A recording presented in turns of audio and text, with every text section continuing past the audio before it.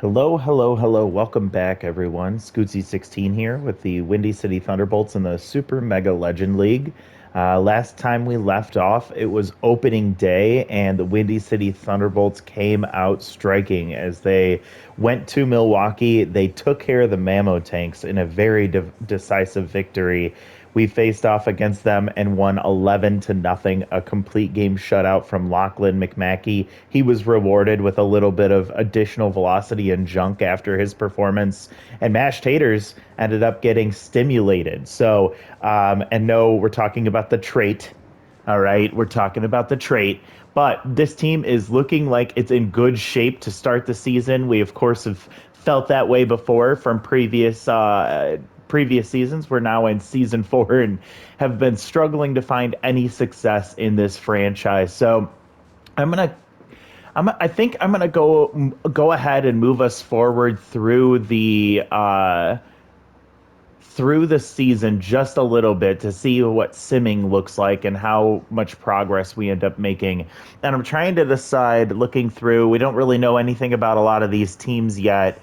So just looking through um the upcoming schedule. I do remember somebody had mentioned the Moonstars being a team that we play against. So maybe we do that. Or well, I'd like to move further into the season. I kind of want to play a team where we're going to be in their ballpark, as we've played a lot of games in Whacker's Wheel.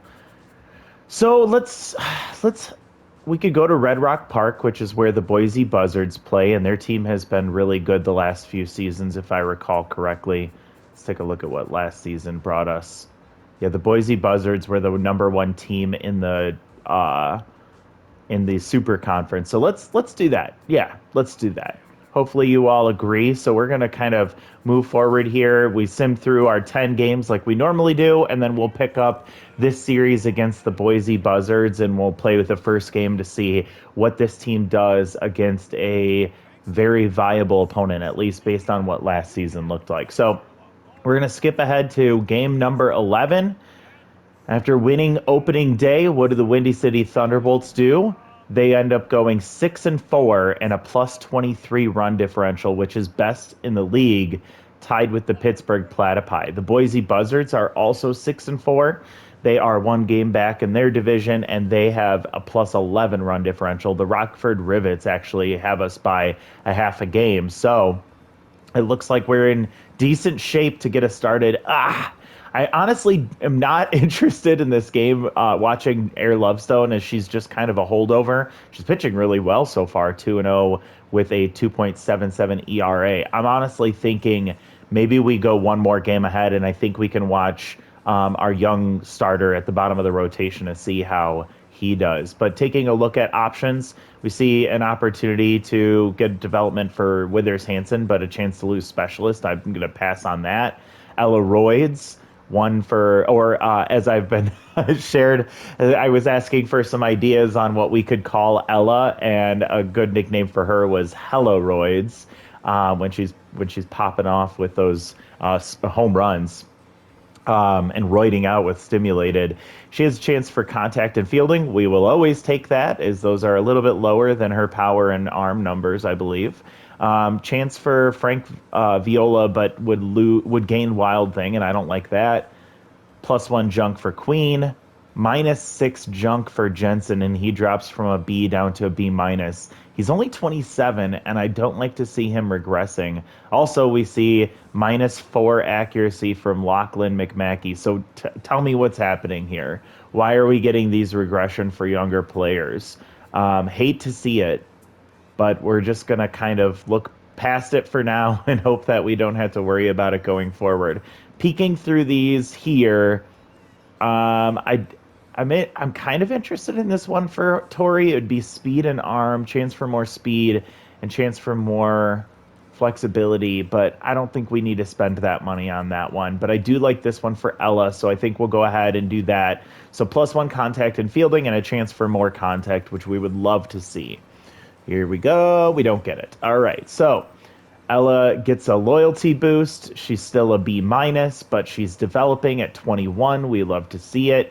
Looking at the schedule, we have Watkins in game 2. I think we'll do that. We've seen a lot of McMackey's games. It would be kind of nice to see how that game goes, but I think we want to see our young pitcher and see what he's got in the tank. So our first game against the Buzzards, we end up winning 2-1.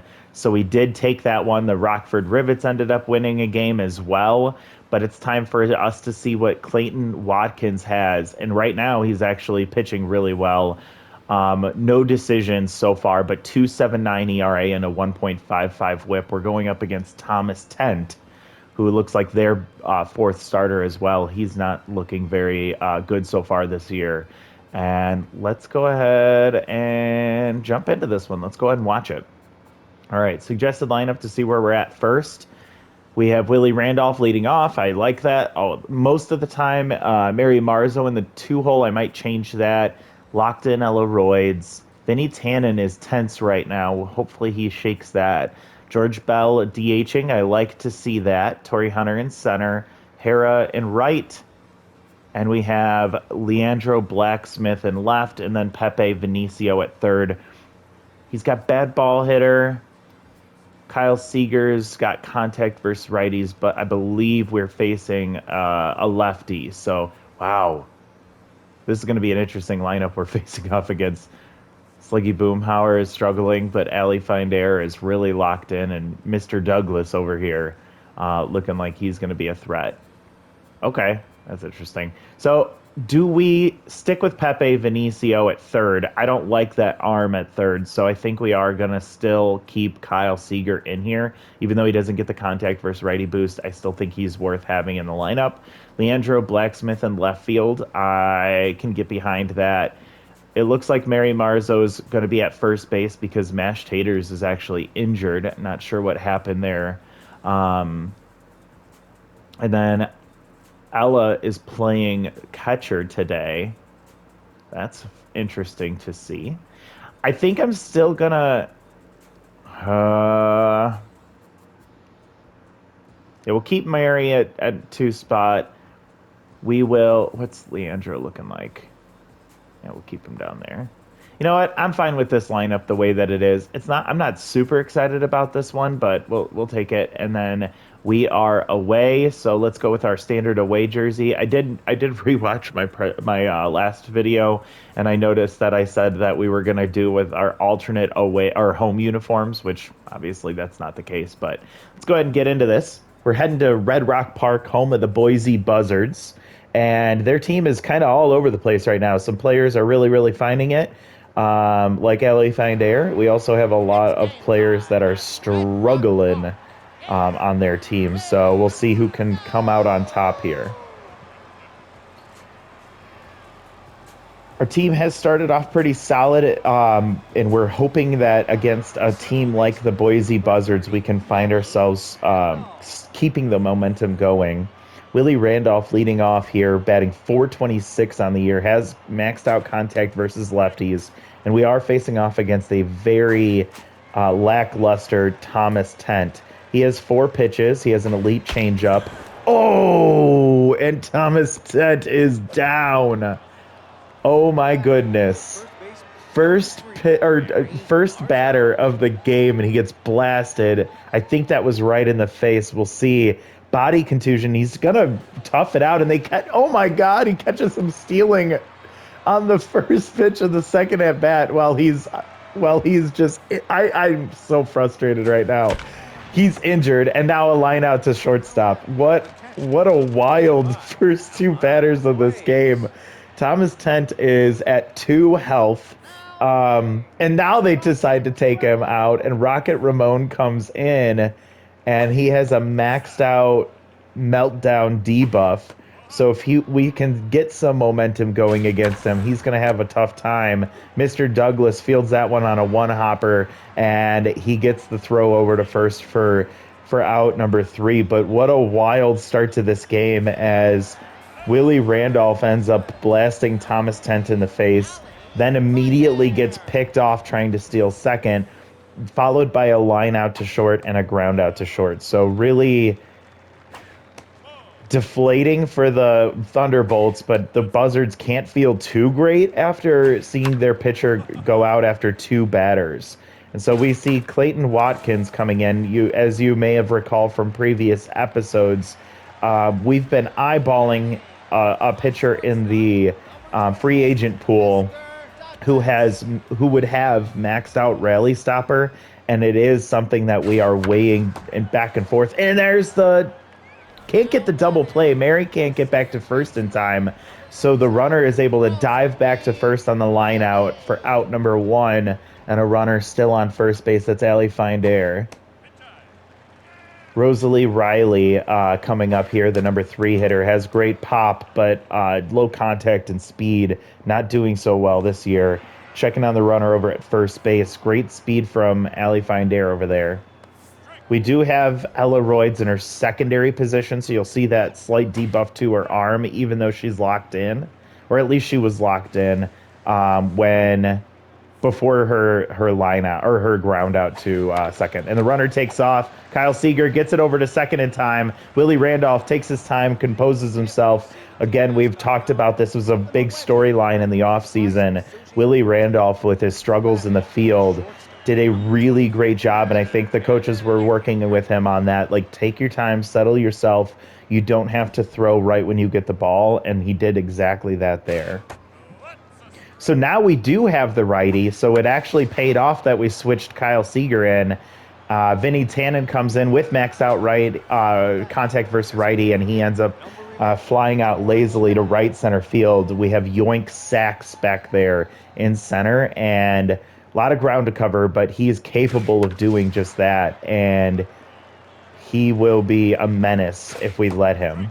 George Bell coming in, he's the DH, he's batting over 300, but he takes strike 3 there, and Rocket Ramon settling in nicely for the injured Thomas Tent, but he is a standard reliever, so it is going to be something we have to keep an eye on for. And Torrey Hunter puts that ball on a line into the Thunderbolts bullpen for a home run. That ball did not get very high, but it did go very far. 379, his 3rd home run and 11th RBI of the season, and we are 12 games in. So he is on a hot streak right now, something we did not anticipate from him when we signed him. He was primarily brought in for his well-roundedness, but great fielding in center, and we're taking advantage of the extra bat that he has. Hira here puts it hard to deep right or center field, but Yoink, anything that hangs up is going to be caught for him pretty much. So the Thunderbolts take an early 1-0 lead on the solo shot from Torrey Hunter. We get some offense going, but Rocket Ramon, for the most part, has been able to hold down this Thunderbolts offense so far. So Clayton Watkins comes back out and immediately allows the tie-up from Hack Liner, who was tense in that at-bat, but found a pitch he liked and put it 421. He essentially said, anything you can do, I can do better. And I think he even looked at Torrey Hunter as he was rounding second base. So it is all tied up here in the 2nd inning. And Will Clark comes in, locked in. He does have volatile, so we might see that change a lot. And that ball hit hard to dead center field, and that's out of here. 2 hanging pitches from Watkins, and that ball dead center into the batter's eye, 440. Will Clark's 3rd home run of the season, and it is a 2-1 lead. What a quick flip for this Buzzards offense, which we definitely want to make sure we're not taking for granted here. So now Watkins is tense, and he feeds another one, this one to Sluggy Boomhauer, and that ball deep to dead center field, and Sluggy gets it out. He has the power even when he's rattled, and that ball served right back at him, 431 for another solo shot and his 100th career home run here in Season 4. Very disappointing 2nd inning for Clayton Watkins, and he's got to be really frustrated right now as he just allowed back-to-back-to-back home runs to start this 2nd inning. And after what seemed like a pretty decent 1st inning, he's got to be feeling a little anxious here. That tense could get rattled pretty quickly if he can't make some adjustments, as he knows he is on the hot seat at the bottom of this rotation, and that there is a guy that the ownership has been looking at to potentially replace him. He gets the strikeout there, followed immediately by a sky-high fly ball, and that ball is going to settle under for Blacksmith for an out number 2. And we get to the 9-hitter, Roman Rhodes, the catcher, not known for anything much at all. He is batting .375, so he's been able to make some decent contact, which is contrary to what his attributes would reflect. He does have tier 2 tough out. And that ball pops up. It's heading towards the dugout, and Elroyds is able to make it all the way over there against the rail and catches it for out number 3. But the second inning is big for the Buzzards as they get back-to-back-to-back home runs from their middle and heart of the order, and they take the lead 3-1 here as we head to the top of the third. And here comes Leandro Blacksmith. And he hits that ball to left center field, right to the fence, and one hops the wall. Base jogger will slow him down, but he was getting 2 bases regardless on that one. And great contact, barreled it up, and puts it all the way into left center field for a stand-up double to lead off this third inning. So we might find ourselves in a very offensive game here, as Kyle Seager, now with contact versus righties activated, will come in. He's having an okay season so far. He chases that one high, 1-2 count with no outs and a runner on second. Takes ball 2 low. And that ball pulls fair right over the first base bag, scoring easily. And the misplays it is Sluggy Boomhauer. He's still rattled after that home run he hit in the bottom of the second. And that is a standing double for Kyle Seager, the second consecutive hit for the Thunderbolts in this third inning. And we have to keep that in mind with that meltdown trait for Rocket Ramon. We're looking for, I believe it's 4 consecutive or 5 consecutive hits. I don't remember. And that ball grounded to third. Ali Finder quickly picks it up, scoops or tosses over to first for out number 1. So the streak ends at 2. We'll keep monitoring that throughout this game while Rocket Ramon is in. He's 22 pitches in and doing well. He's still neutral. He does struggle with accuracy anyways, so meltdown would just drop him to 0, which is pretty much where he's at. So not too worried about that trait, but 3-1 count here with 1 out for Mary Marzo. She hits that ball hard, left field, it's up, and it's going to get out of here. That ball carries all the way out, and we're evened up once again. Actually, we take the lead 4-3 as that ball gets out of here in a hurry. Third home run for Mary Marzo. We brought her in as a DH option to pair with George. Oh my gosh, why am I drawing a blank right now? We'll see him in a second here. But really big hit for her as she hit, George Bell. Oh my gosh. She hits that ball out, a 2-run homer, and it is now 4-3 Thunderbolts over the Buzzards in the top of the third.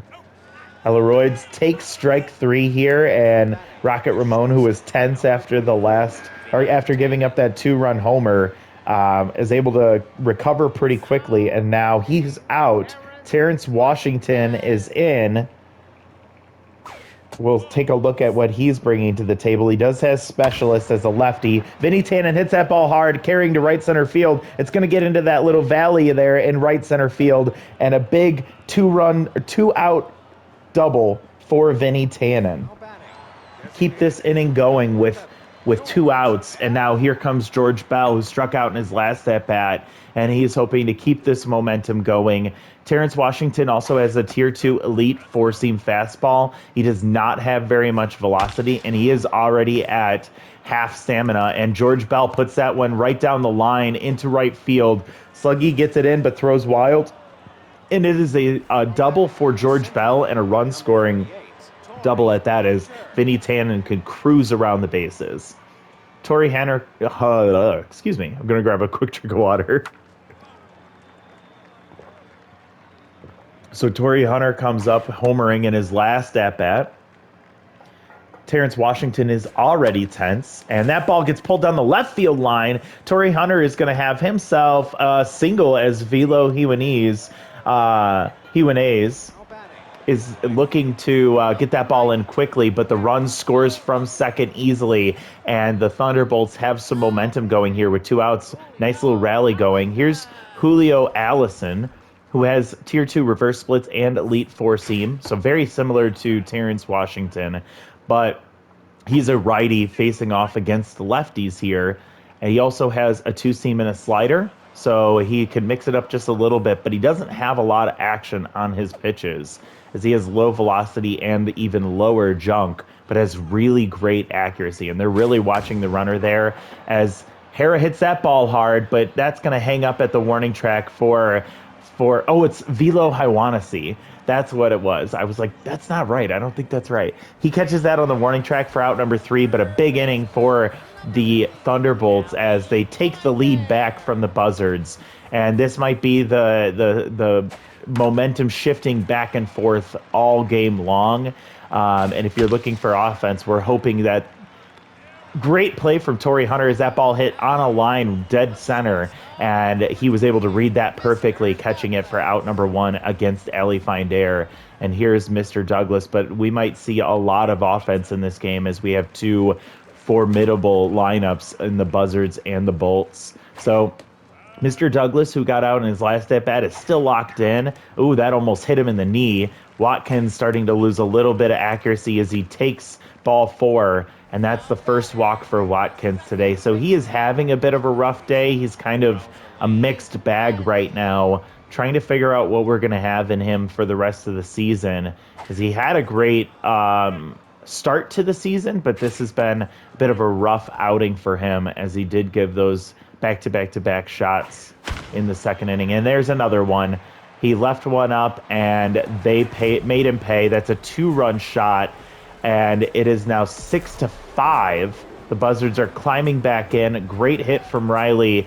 That's her first home run of the season. Watkins has to be proud of that. And here comes Hack Liner, the first of the back-to-back-to-back shots in the last inning.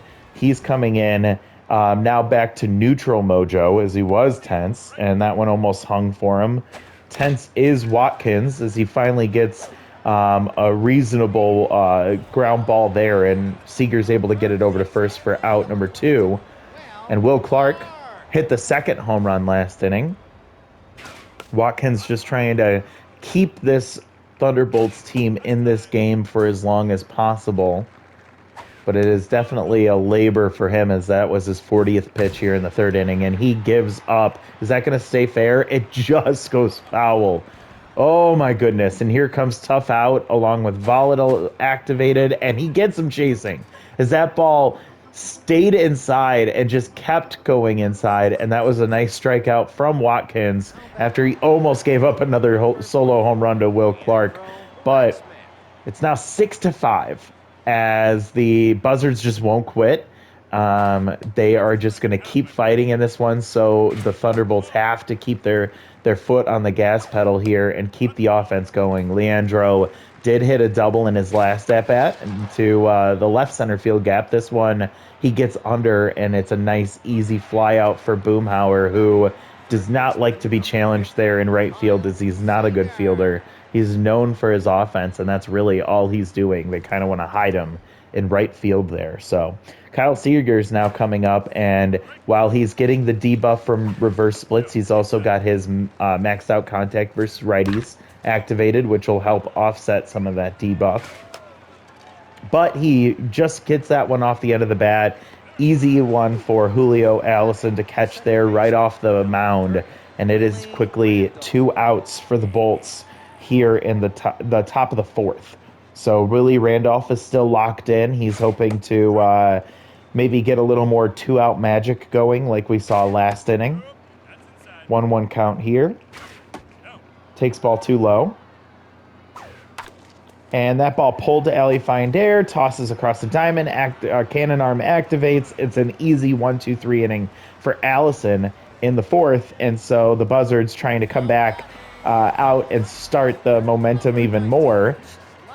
they're down one, and Sluggy Boomhauer, who still rattled, even though he hit a home run in his last at-bat, is going to look to try and do the same here. Hits that ball hard, and it's going to drop right in front of Hunter there in left center field, and that's a base hit for Boomhauer. He is now up to 10th mojo, as 2 hits for him consecutively is going to make him feel a little bit better.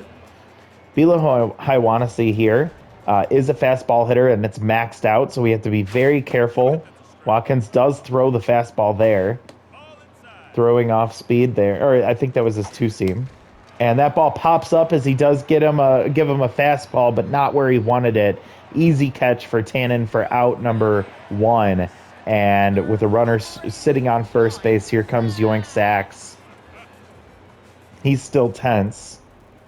Did not get a hit in his last at-bat. Not much speed over there at first base. That's Boomhauer again. And that ball goes up the middle and just going to squeeze right past the diving Vinny Tannen for a base hit. And now we have runners on first and second, and Yoink Sachs is back up to neutral mojo. And remember, he has great speed over there at first, but he's going to be neutralized a bit with Boomhauer sitting there at second base. So here comes Roman. 2-0 count. Watkins is still tense. He's at 52 pitches now. Gets him swinging there. And ball 3 high, just missed the top of the zone. And there's ball 4. So Watkins missing the zone here as he walks the number 9 hitter, bringing us to on fire alley find air with bases loaded and maxed out contact. And this is not what you want to see. Great speed at second base, no other speed out there for the Buzzards, and you have to be careful with find air, but you cannot be too careful because we can't afford a walk, and that's a grounder to Randolph. Vinny Tannen gets it over to first in time, and the double play to get out of the jam. Clayton Watkins, you got yourself into it, but you got yourself out, and with bases loaded and their best hitter at the plate, they end up getting out of the jam. With a huge double play to second base, the 4-6-3 to end the inning, and Find Air is now down to locked in mojo instead of on fire after failing to come through there, and the Thunderbolts retain the lead. So Watkins, I've been not very pleased. That ball hit hard to left field, and Haiwanasi is going to get to it quickly, but sliding into second with the double is Mary Marzo for her hit, and she is now in scoring position for Ella Royds. But Clayton Watkins, I've been feeling a little mixed on him. I was glad to see him get out of that jam, and he's been pitching tense for most of the game after that rough second inning.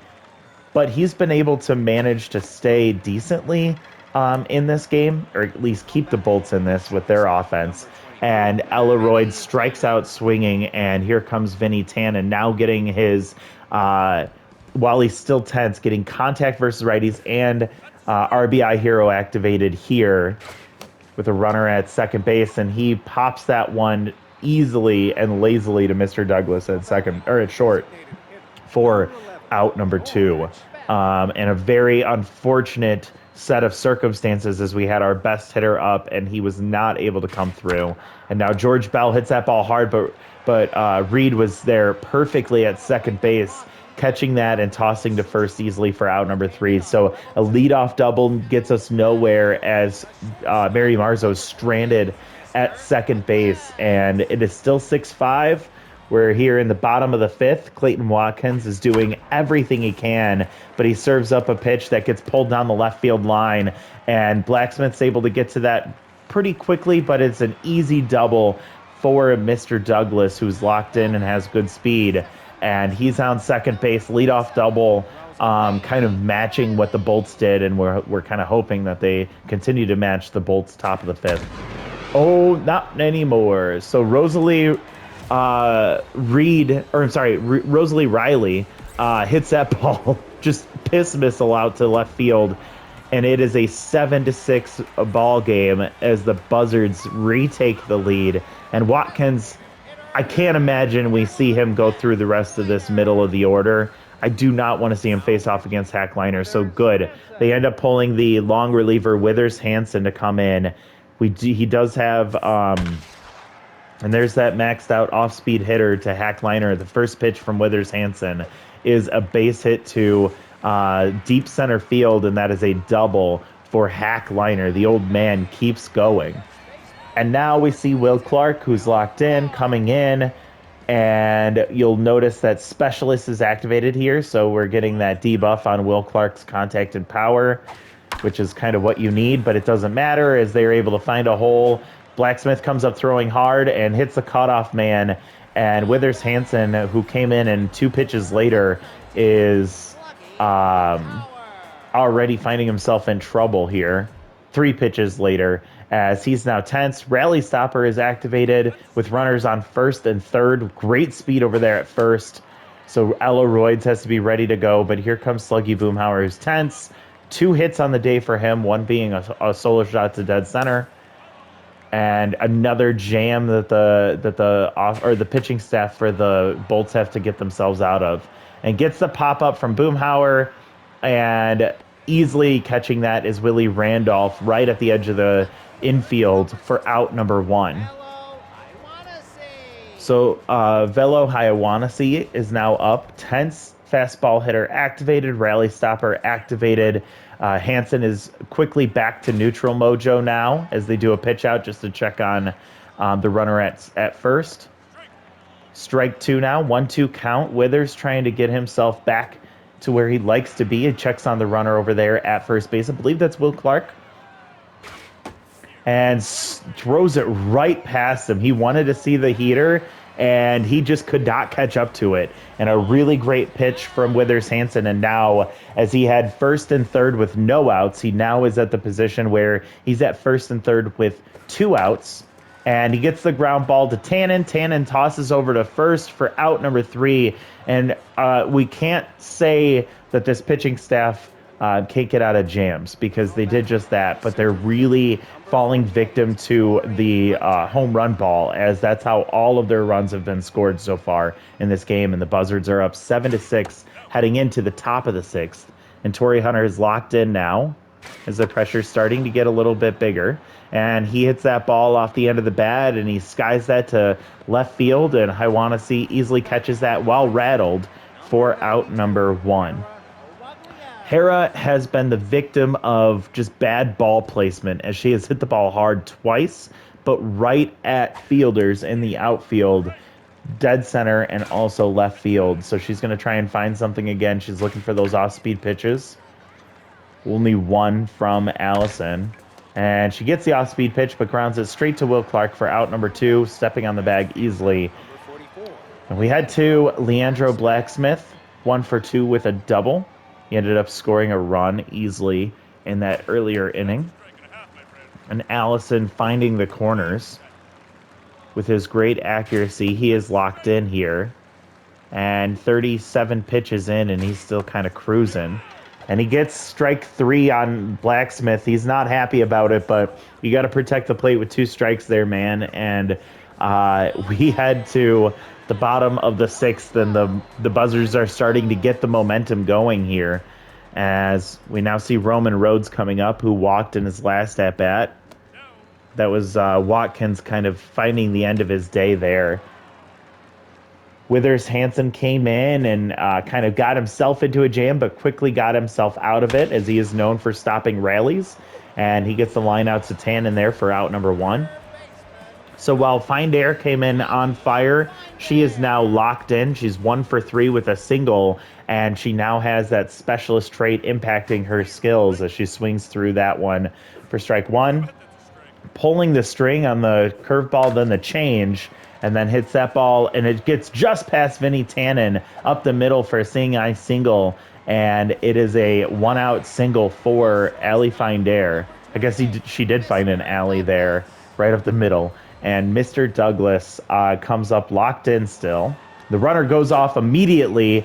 Great arm from Ella Royds, but she was not able to get the runner at second. Steals immediately. Can we get her there? And she's safe at third. So back-to-back steals from Allie Find Air. And we now have a runner in scoring position with 1 out. Mr. Douglas pops up to shallow right field and easily getting to that one is Randolph with his great speed, catching that for out number 2. So once again, Withers Hansen finds himself in a tough situation. Now facing off against Rosalie Riley, who's 2 for 3 with 2 home runs and 4 RBIs. She's had a big game, and she gets it, and it continues as she gets a base hit up the middle, and the run scores easily from third.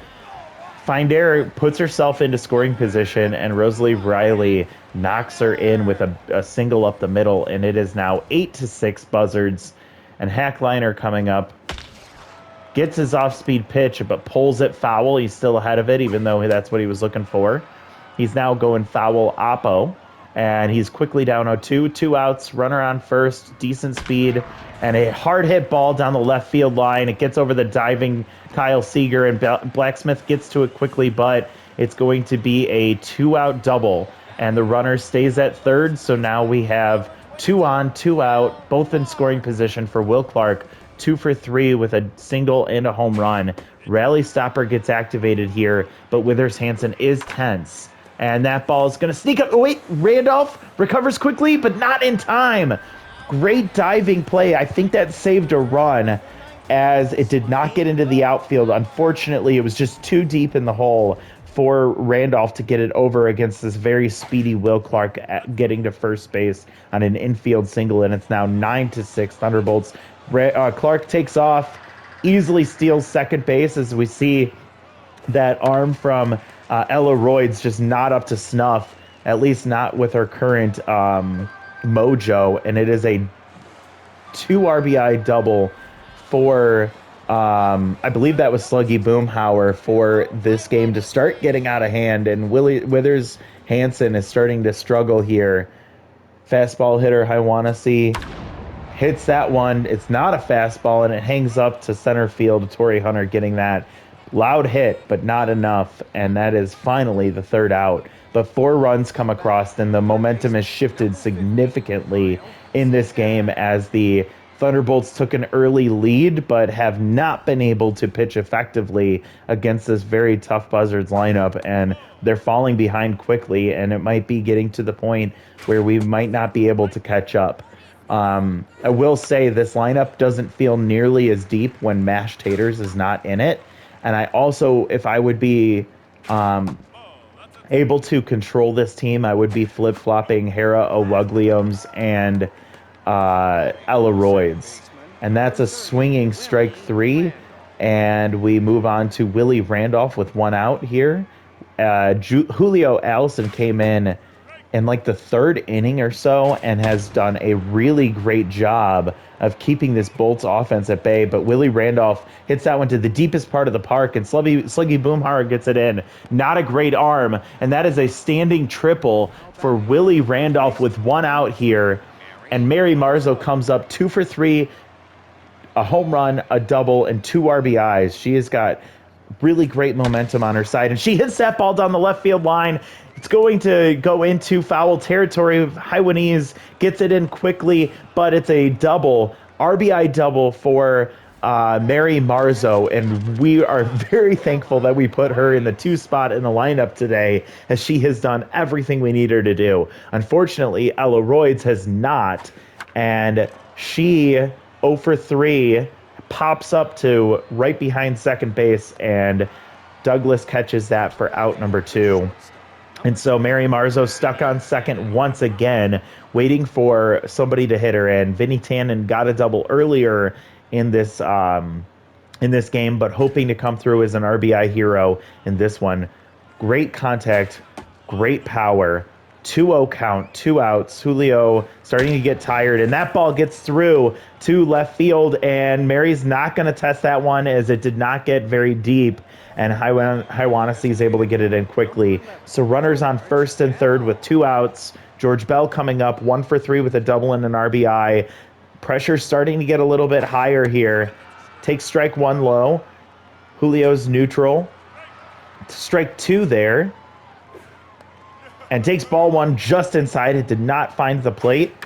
and makes contact there off the end of the bat. Riley easily gets that one and tosses to third, and the rally's over. One run comes across on a big RBI double from Mary Marzo. She's having a great game, but there is still a lot of work to do, and before we can even catch up, we need to hold this Buzzards offense down, and that's a tough ask today with this with this pitching staff of the Bolts.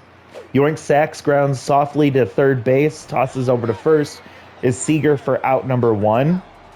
Roman Rhodes 0 for 2 with a walk. Don't believe he scored a run. I can't remember if his walk ended up scoring a run, but we're hoping he can get out of this. Withers Hansen can, as he gets the line out to catch or center field for out number 2. Allie Finder is back up to being on fire, but Specialist is still knocking down her traits. She gets another one right up the middle for a base hit, and 2 out. Rally is going on here for the Buzzards once again, as now we go through the daunting 2, 3, 4, 5, 6 hitters, I believe, for the Buzzards, as this lineup just doesn't really give you many breaks. Mr. Douglas having himself a great game, locked in. It feels so weird to call him Mr. Douglas, but he grounds out to second. Randolph over to first. He has been very good defensively this year, and he is able to get the out for us to get out in that inning unscathed, so Withers Hansen recovers quickly. And Torrey Hunter, who popped up his last time out, 2 for 3 today with a home run. He was locked in for that last at-bat. He's back to neutral now. 1-1 count here, and Allison's still going strong there on the mound. We'll try and see if we can catch the pitch count there as Hunter grounds softly to second. Riley to Clark, out number 1.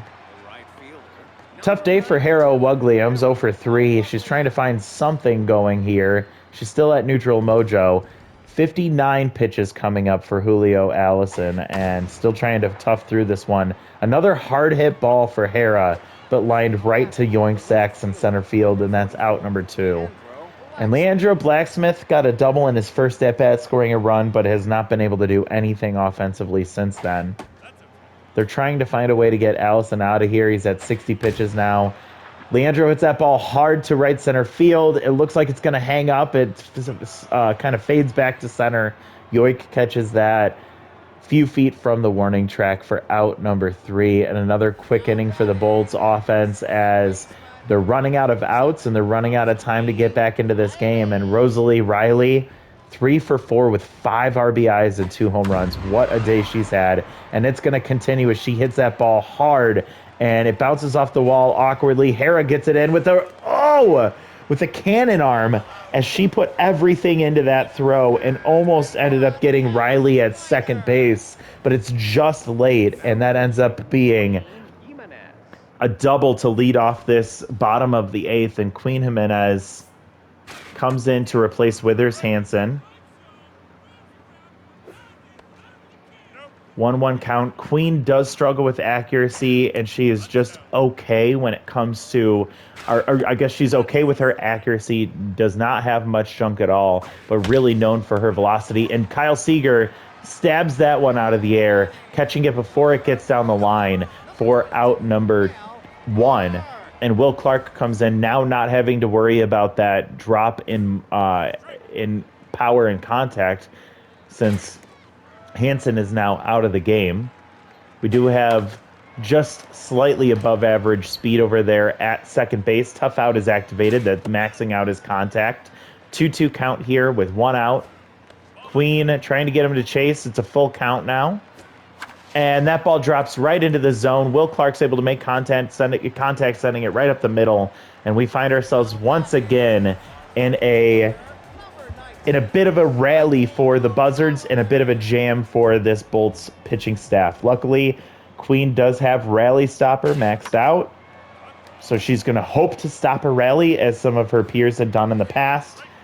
Great speed over there at first base as Will Clark is locked in. He has maxed out volatile, so his mojo changes very quickly. And Queen gets the strikeout for out number 2 against Sluggy Boomhauer, and here comes Velo Haiwanasi This is honestly the guy you want up with 2 outs and runners on, as he is struggling hard right now. You just have to be careful not to give him a fastball where he wants it. He's still rattled. He gets the fastball, hits it foul, and pulls that one, hits that one foul down the right field line. Takes ball one just outside and pulls that, just making enough contact to pull that foul. 1-2, 2 outs. And there's a 100-mile-an-hour fastball low. And that ball in the zone, but he just misses it, pops it straight up. Ella Royd's catching that for out number 3. You'll also notice that Ella did not get her stimulated tree activated, so she is going to remain at neutral mojo. Neutral fitness, as she is not jacked or juiced for the rest of this game. Kyle coming in, Julio still going here in the top of the 9th. And we need to get something going here with only 2 outs left to play with, as Kyle Seager swings through that one. 2 for 4 with a triple and a single is Willie Randolph. He's going to need to get a rally going here against the Buzzards if we have any chance of getting into this game. He grounds softly to Will Clark at second base, and he quickly rushes over to first for out number 2. Down to our last out, Mary Marzo coming up, 3 for 4 with 3 RBIs, and now here comes the closer, Alan Pitts. Alan, not somebody who's very impressive, but he has amazing accuracy and junk. There's that junk, that curve ball. He only has 2 pitches, a curve and a 4-seam. 2 outs, 2 strikes. K. Neglector activates and makes contact, but right at Will Clark, who runs over to get out number 3, and the Buzzards come from behind and take this one. Their starting pitcher goes down after the second batter of the game, and they still manage to fight through this one. Julio Allison with an amazing performance. He really came in and shut down that Bolts lineup, who really felt the momentum going after the 3rd inning. What a devastating loss for the Thunderbolts. 7 runs on 12 hits for the Bolts, 11 runs on 19 hits for the Buzzards. Looking at the lineup, we'll start with the Bolts. 2 for 5 day for Randolph. He did pretty all right at the top of the order. Marzo, 3 for 5 with a home run, 3 RBIs. She's our player of the game for the Bolts. Ella Royd's brutal in that 3 spot. I think the lights were a little too big for her today. Vinny Tannen, 2 for 4, 1 run scored, no RBIs. He does have that RBI hero activate a couple of times today and just is not able to activate it effectively. George Bell, 1 for 4 with an RBI and a run scored. Torrey Hunter had himself a good day, 2 for 4, a home run and 2 RBIs, and that's really all we can really talk about here. Heading over to the Buzzards, don't really want to look at this side of the lineup. 5 home runs for the Buzzards. Riley has 2, Liner has 1, Clark has 1, Boomhauer has 1. That was a back-to-back-to-back inning for the Buzzards there. All solo shots. 5 RBIs for Rosalie Riley in that 3 spot, and she's batting .500 on the year, having a great season so far. Rough outing for the Bolts pitching staff, as Watkins goes 4 innings, giving up 9 hits, 7 earned runs, walking 2, and allowing all 5 of the home runs that the Buzzards hit today, only striking out 2. Rough outing for him. He might have just played himself off the team, honestly. Withers Hansen, 3 innings, 9 hits, 4 earned runs. Not a great outing for him, but he definitely put himself in a tough position that was difficult to get out of and against a very good lineup. Queen Jimenez, 1 inning, 1 hit allowed, and 1 strikeout. So great job from her. This Buzzards pitching staff did not look great to begin with, but came in and did an amazing job. So Thomas Tent, 2/3 of an inning. That first inning was nuts. He gave up a hit to lead off the game, and it was a blast off of his chest. But then he gets a pickoff and a line out before he comes out after 2 batters. Rocket Ramon does not do very well in relief of him. 2 innings, 4 hits, 2 home runs, and 4 earned runs. He only struck out 2. And then Terrence Washington, he just couldn't do anything. 3 hits and 2 earned runs. So Allison comes in, pitches 6 innings as a standard relief pitcher. That's not a long relief pitcher. 6 innings, 4 hits, 1 earned run, and striking out 4 just killed all of the momentum for that Bolts offense. And then Pitts comes in for one batter, gets the ground out to finish this game. So Allison gets the win. I'm surprised he doesn't get the number one player here, but Rosalie Riley earned it. Mary Marzo had a great game. Will Clark had a good game as well. That's a tough loss, especially when you knock out their starting pitcher in the first inning, first batter. You expect you have to win those games, right? And that's just not what happened today. So very deflating after we saw a really fun opening day game against the Mammo Tanks, but we do face a good team here. And the Buzzards are our team that we have to be competitive with if we're going to be successful this year. Kyle Seager has a training opportunity. I'm going to pass on that just because he's 32. We're going to try and just keep him where he's at. Really curious just to see what happens in this rubber match with Lachlan McMackey coming in against the Buzzards. I am just going to simulate this game, so let's actually just simulate through these. We're still only one game behind the Rivets, so that didn't look like a great game, but I think we can manage through that. We're not going to watch this one. Zane Finley for them pitching up against our ace, Lachlan McMackey, who's having a great season. We're just going to simulate this one. I'm very curious to see what ends up playing out here. So, early lead from the Bolts, and we end up holding him down 7-4. We win the series 2-1, and we end up taking the matchup against the Buzzards there. Lachlan McMackey had a good game, had a good outing, and we find ourselves in an interesting spot. We're doing well, we're not doing great, and we're going to have to continue to monitor as the season goes. Let's take a peek here. It looks like Grayson Sims is still out there. This is the player that I was looking at replacing Clayton Watkins with. I think if we do this, we can give ourselves a little bit of extra value on the pitching staff. We'll be bringing in a maxed up rally stopper here. We know how much I love that. Elite curveball would still be at tier 1, so that's not really impactful there. What we are going to see is much better velocity and junk and a slight decrease to the accuracy trait. So I think this is something I'm going to do. I think I'm willing to make this change. We could probably get Clayton Watkins back later if the team isn't doing well or if Grayson Sims is not doing well. So I'm going to take that increase in cost to be able to bring in a better pitcher. I think we've seen through this series so far, we've seen this team struggle a bit, and I want us to be successful. So I'm going to push the all-in button, at least a couple more chips all in I guess more chips into the middle of the table here to see what we can do. We're still getting 12.1 million for surplus, so it's not like we're spending everything, but I do think that this will lengthen our pitching staff, which will save our bullpen a little bit. We'll see how it goes. We'll monitor Grayson Sims and see what he does. Maybe that last name is kind of what we're looking for in this franchise. Let's go ahead and jump through 20 games and see where we're at.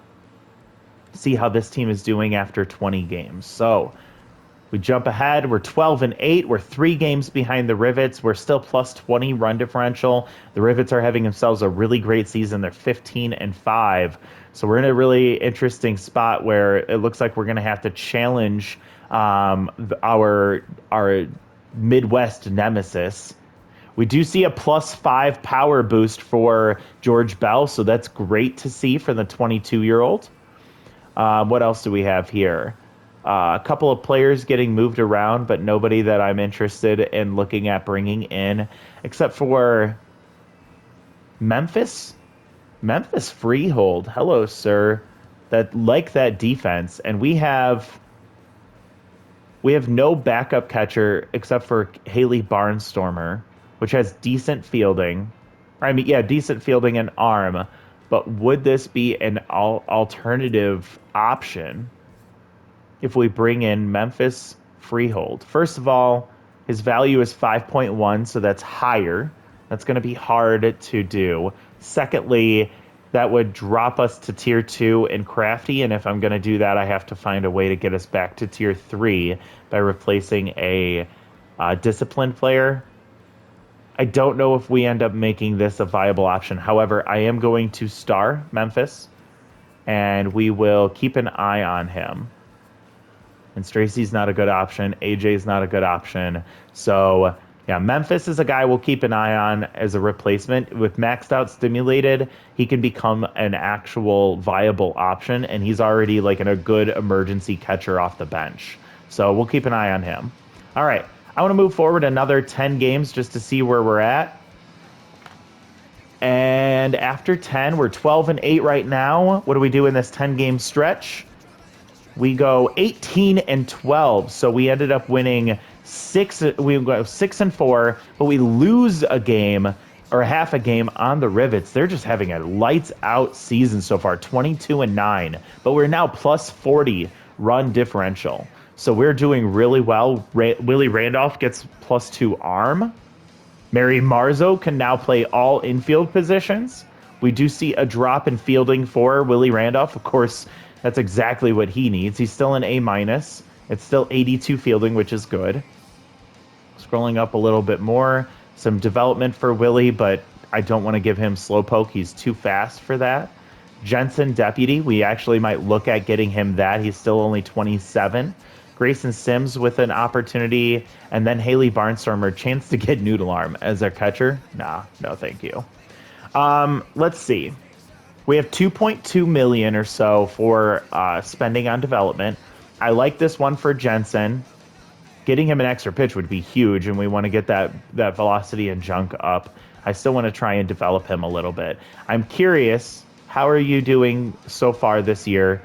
He's 0-1 in 4 starts, but he has a 2.75 ERA and a 1.37 WHIP in 19.2 innings pitched. So doing decently well, I'd say. Happy to see him coming in and be successful so far.